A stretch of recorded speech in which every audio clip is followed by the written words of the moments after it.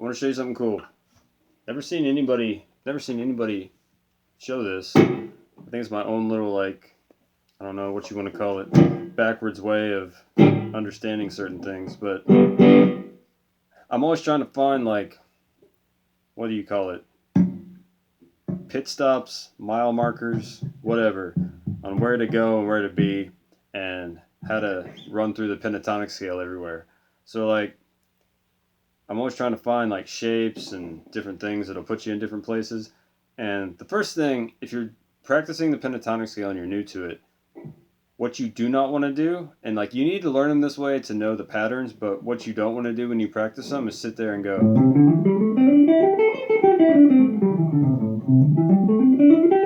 That is a ticket to absolute dead end. Do not do that. You want to practice them on 3 sets of strings, like, or just 2, on the B and E, the G and B, D and G. Just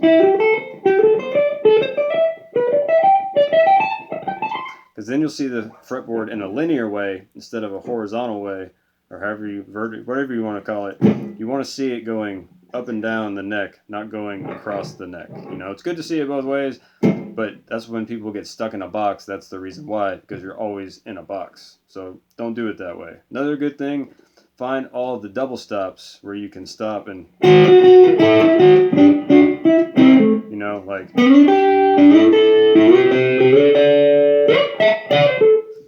another little trick there. I'll do that in another lesson. But what am I teaching here? My mind's going blank. Oh, the F thing. All right, so I guess this is kind of like sort of borrowing from the cage system. I don't really like that system. You know, but instead of doing a C chord, we do an F chord, but like the way Hendrix would play it, you know? So you just play on the D, G, and B. That's how we're going to play our triad. So what you need to know about this pattern is that whatever key you're in, it's the same in every single key. You know, you can play up here in C sharp. You want to be 2 frets back. You can start that D, G, B triad, that major triad. You can start at 2 frets back, right? And then I'm going to show you what the pattern is, and I'm going to tell you how to use it. So start if we're starting in A, then start back 2 frets. You know, or you can look at it as keep your root on D in the first box. But just think of it 2 frets back, right? D, G, B. And then you're going to come up 2 frets. So just think as the first part of this whole pattern as being 2 frets back from the first position, right? So here's 1. Then up 2 frets. Then you're in your home first position pentatonic, right? Okay, then you're going to go up 3 frets. So you have 2, 3. Actually, you know what? Let's do it. Let's just start here. That'd be easier. Okay, we're going to go up 3 frets from the first box. Okay, so just remember 3. And we're going to go up 2 frets. Then we're going to go up 3 frets. Then we're going to go up 2 frets. And then 2 frets again. So you can just remember it as like 32, 32, and then back to 2, right? So I started here because you're seeing everything when you're right in this position. Anyway, why this is useful and the reason I use this, when I use this shape, I know right here, I'm right in the major pentatonic, right?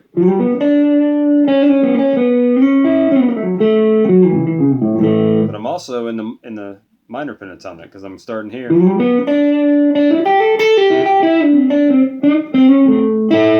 Right?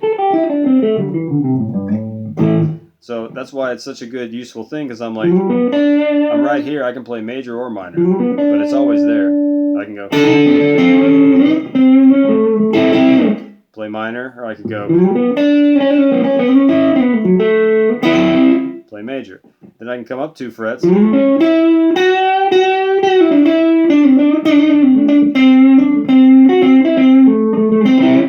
Okay, so then you're in your first box. Then you can get up here, you go up 3 frets, same shape. That puts you right here. That puts you right in the second box.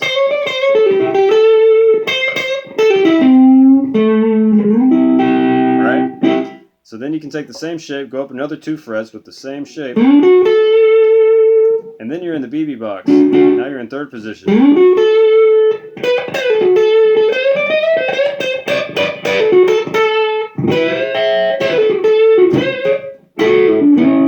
Right? All from that. Then go up another 3 frets from here. Well, then you're in the 4th.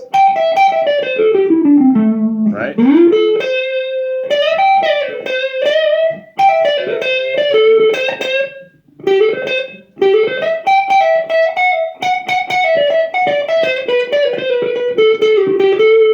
You know, noodle around, find cool stuff there. Right? Then you go up another 2 frets. And then you're up here. Right where we started. Right? And everything is at your disposal, major and minor. I did the minor in both of those, but like in all these, you know,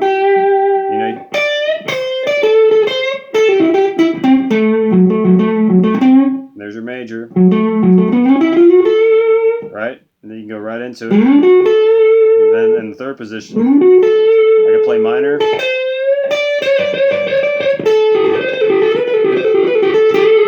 Or I can play major.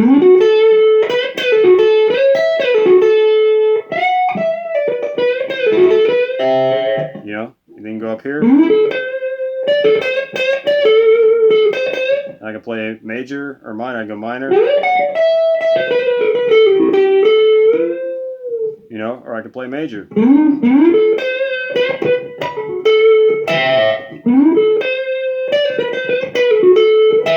It's all right there. You know, and then you come up with another 2 frets.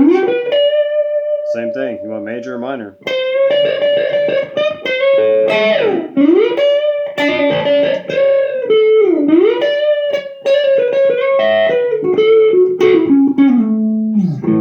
Right? So it's just a little thing, and man, I got dozens of little tricks like that where I just stick in my head. This way you're never lost. This is why another thing I would suggest is learn everything like solid. I'm talking have it down cold in just one key. I don't care what key it is, but if you have it down cold and you can memorize the intervals of how many frets and little tricks like that, then you can play in any key. So if somebody calls out F or B flat or something that's not as common, then you'll know exactly what to do because everything will still be in the same places.